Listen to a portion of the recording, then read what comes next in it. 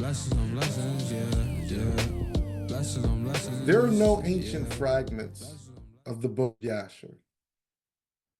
Now, there are several books that claim to be the book of Jasher, but the oldest known copy of the book of Jasher appeared in Naples, Italy in 1552 as a copy of the Midrashim Safar HaYashar. In 1750, the book was translated into English and published by Flaccus Albanus of Britain, who claims that he went on a pilgrimage to the Holy Land and Persia, and he discovered it in the city of Ghazna. Now, Ghazna is a city on the border of modern day Afghanistan and Pakistan.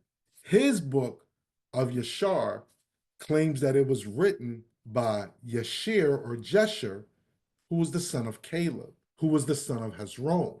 This book was declared, and I quote, an obvious hoax upon review in the year of its publication. Now, the printer, Jacob Leave, he was sentenced to 3 years hard labor for writing, printing, and publishing a pamphlet of the work, as it was declared to be a most blasphemous book. And that was because it denied the divinity of Mashiach. Now, in 1829, a revised and an enlarged edition of this book of Jasher, it was published. And again, it provoked attacks against it. Finally, a reproduction of the 1829 edition of the book of Jasher was published in 1934 by the Rosicrucians. Now, for those who do not know who the Rosicrucians are, their official name is the Ancient Mystical Order Rosicrucis. Now, they existed in Europe from as far back as the 1700s, but they were established in America in 1915 by Harvey Spencer Lewis. Now, Harvey Spencer Lewis, Mr. Lewis, he was a known occultist with an interest in Egyptology. And he also established a Rosicrucian Egyptian museum in San Jose, California.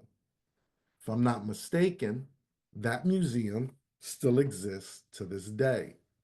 Now, Mr. Lewis, he affiliated with many occult groups, Aleister Crowley and the OTO, and he split from the OTO later because he didn't want his organization to practice sex magic. Um, but as I stated, he was a known occultist and he was also interested in Egyptology. Now, he also authored a few books, one of which is The Lemurians of Mount Shasta.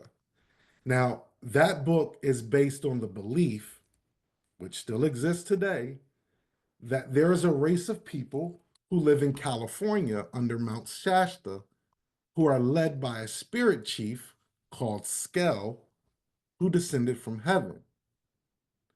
He also authored The Mystical Life of Jesus, in which he plagiarized entire chapters of another book called The Aquarian Gospel of Jesus the Christ. Now, Lewis was also a believer in the swoon hypothesis, or it's sometimes called the swoon theory, which suggests that Yahusha did not die on the stake, but merely he just fell unconscious and was later revived in the tomb. And it is believed by those who believe the swoon theory or the swoon hypothesis that it is this revived Yahusha that the all the disciples and all the other people who saw him after his proposed death by crucifixion. It was this revived Jesus, as he states, that they saw. Now, all of the teachings and symbolism of the Rosicrucians, they are inspired by or borrowed from the Ordo Templi Orientis. And what is the Ordo Templis Orientis, you might wonder? Well, it was initially founded by German occultists Karl Kellner, Theodor Reuss, Heinrich Klon, Franz Hartmann. But after the death of Theodor Reuss, another English occultist, he assumed control of the organization.